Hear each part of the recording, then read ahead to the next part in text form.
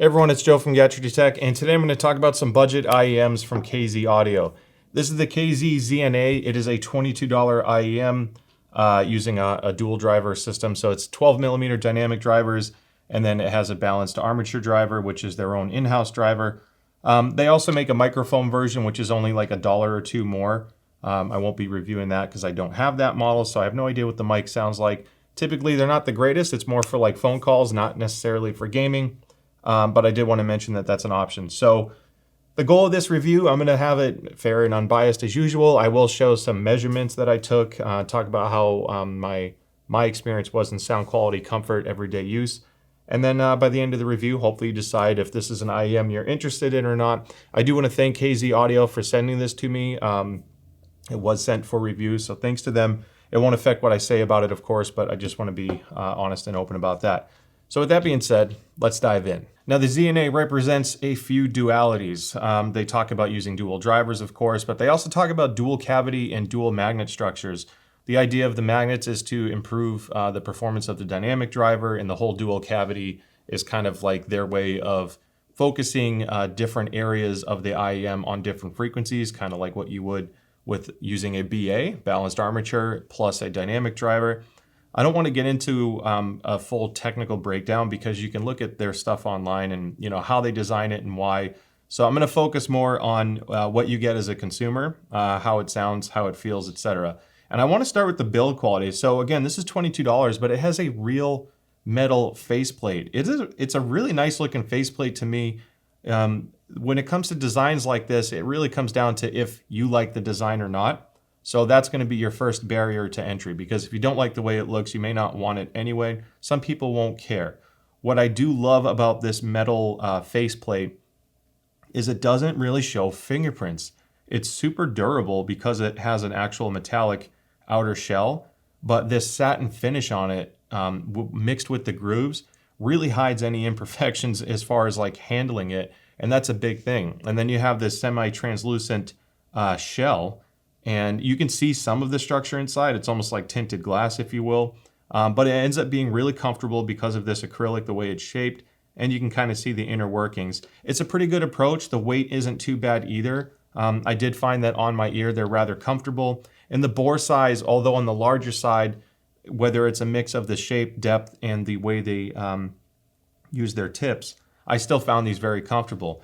Now, I'll show you the bore measurements in a moment. These tips have like a turbine style design. Basically, it's a very thin silicone, and then there's these little ridges that are kind of shaped in a turbine formation to help give it some strength, because you need to have a good seal. As soon as you break seal, you lose some bass response. And on that note, even though these are more bass heavy than some other IEMs I have, because of the way they fit me, it tempers the bass just slightly unless I really push them in to get the strongest possible seal. But if I have more relaxed placement, typically not in the same way I would measure it, the bass is reduced slightly, and I found overall the bass wasn't too overpowering. I'm going to get into the sound in more detail, but I did want to say how much it's of the importance it has to place them properly in your ear and make sure you have the right fitment. It has a drastic difference on sound quality, primarily in the bass region. As far as the bore size goes, if I use my little digital caliper here and I get the outer edge, it is about 5.7, let's get that perfectly straight, 5.7 millimeters. If I go on the inner part, which is a little bit too narrow, let's see if I can get this part. Inside the groove, it's just under 5 millimeters. So there's that little ledge, it's like 5.7, and then it obviously goes in a little bit because that's the groove that's going to hold the tips. Speaking of which, because of this design and the way they have these, it's really easy to change the tips. Like, that was a piece of cake. Partly due to the ring design and also that turbine reinforcement. It doesn't like crumple. So that's a nice little quality of life thing. I really do like these tips. They fit my ears really well, and they were extremely comfortable. So on that note of comfort, I want to transition to the wire. The wire is extremely light. It's a silver-plated oxygen-free cable, or OFC. So if you see OFC, that's what it means. It is labeled left and right on this clear, 2-pin connection. It's a 0.75 millimeter 2-pin. So just be careful to note, which side is which. So you plug them in correctly, plugged them in correctly, not plug them in correctly. But either way, once you do that and you put these on, you will be greeted by a very delicate light placement. And it fits around my ear. Obviously with this design, it's pretty straightforward. You're not gonna have a lot of issues where this isn't fitting. Not a lot of memory to the hook. It's basically just a spring-loaded, or it has like a spring tension type sleeve over the very thin, lightweight cable. This cable is extremely thin and light. It's good for travel, of course. It's very flexible. I noticed that the SoundNote Zero has a significantly stronger, thicker cable. Doesn't mean it sounds better or worse or is more durable or less durable necessarily. It's just a thicker cable on the Zero.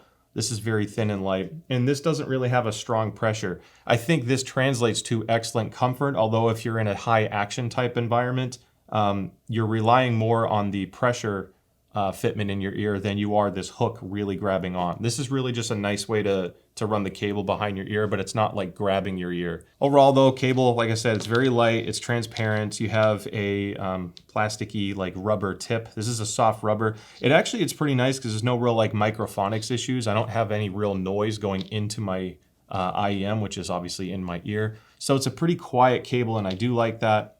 I already mentioned the different tips and that's basically all that's included. They're not doing any fancy exotic packaging. It's a fairly inexpensive IEM and I think they kept that down because you're really paying for this more than packaging.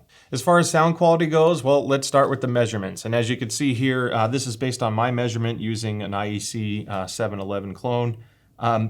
This is an elevated bass response and it does carry into the mid-range a bit. So if you're looking for something very neutral sounding, something like the SoundNote Zero, which is similarly priced, is a little bit more neutral. This does have an elevated bass, and again, it does carry into the mids, like I said. It's recessed a little bit in the mid-range, which is normal. It's kind of like a V shape, but the treble region is where you get a more unique presentation of sound. And you can see that from 2300 to 4300 hertz, you get kind of a plateau of treble. It dips a little bit, picks back up, and then you have some more treble energy in the higher frequencies as well. So this is fairly V-shaped, although it's not a very smooth frequency response in the treble region. What that translates to for music is this.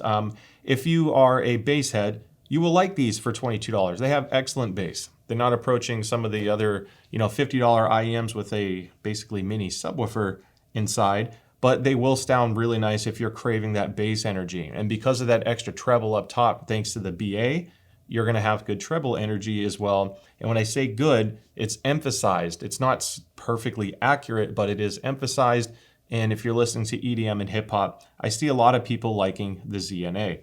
When it comes to vocal performance, what was interesting about the ZNA is vocals step forward in the mix more than something like the SoundNote Zero. I wanted to grab these because I reviewed them in the past, and these have been some of my favorite, $20 IEMs. They are excellent IEMs. When you compare it to this is less accurate, but some people may still like it more. Some people want a little bit more bass, and that's where the ZNA comes in. And even though the acoustic side of things, if you're listening to rock music or anything with a guitar, the guitars have more energy. They're actually louder at the same volume compared to the SoundNote Zero, so they stand out more. They're not as sonically accurate. They don't sound perfectly how they would in real life.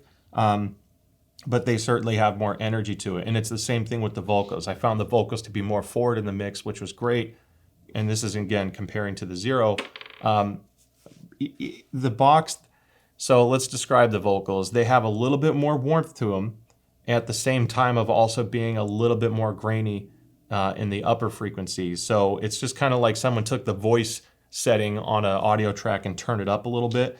I'm not a huge fan on a purely technical level when it comes to timbre, because I think the Zero has a more natural presentation of music. However, there are some songs where I like the ZNA more because it's adding a little bit extra to the mix. If it's a fairly dull, lifeless song, but you like the song, well, this might give you a little extra bass kick and a little bit more energy up top that kind of wakes it up a little bit. And that takes me into gaming. So these have a seemingly wider soundstage than the SoundNote Zero. I think the Zero's image a little bit better. So if you're looking for a cheap IEM for a first-person shooter, I think the Zero is a little bit better for that. However, where these things shine and where I've absolutely been enamored by them is for racing games. And it sounds insane to have something so specific, But if you're playing like a sim or a Gran Turismo or any kind of racing game that has an engine sound, that extra mid bass that you get from these over something like the Zero, which is more neutral, or something like the SimGot EM2 Rollitions, which I've reviewed in the past, those are much more expensive. They have a more vast soundstage and air to them. However, engines sound so good on the ZNA, and these have been my favorite IEMs for gaming when I play Gran Turismo. They are freaking fantastic. I found them comfortable. They're built fairly well. I've had no issues with them. In fact, here's a picture of them in a cup of rice because I've been using them so much, I forgot they were in my jacket and they got washed. And I will never recommend putting your IEM through the wash. Luckily, they didn't go through the dryer. But when I discovered they were in there, I stuck them in a cup of rice for a few days and measured them again. They're actually back to normal, thank God, because I have been enjoying these. That came from using them for a long period of time. So they've been fun. Are they the perfect IEM in this price range if you want purely on a technical level? No. I've said technical a few times, but never talked about the technicality and resolution of these. Because of the BA and the way they're tuned, I actually found detail retrieval to be slightly better than the Sound Note Zero. That's not everything. Again, you got to keep in mind this is $20 to $25 for most of these IEMs, so something has to give. The resolution is slightly better, even though the timbre and tonality is slightly off compared to the Zero. So you really can't go wrong with either one. I didn't want this video to be a this or that, but I've covered this in the past, and I wanted to explain how the ZNA compares. I think it's a really fun IEM, and because it's comfortable and because they do certain things extremely well and fairly uniquely, I think there's a place for them in the market, and I think a lot of people will like them. So short review today. Can't believe I did that. Hope you found it helpful and you learned something new about an affordable and fairly good looking IEM. With that being said, don't forget to like and subscribe. I'd love to see you at the next video. I have more IEM coverage coming along with some really cool gaming and hi-fi stuff. So thank you as always so much for the support. Can't wait to see you in the next one. Bye.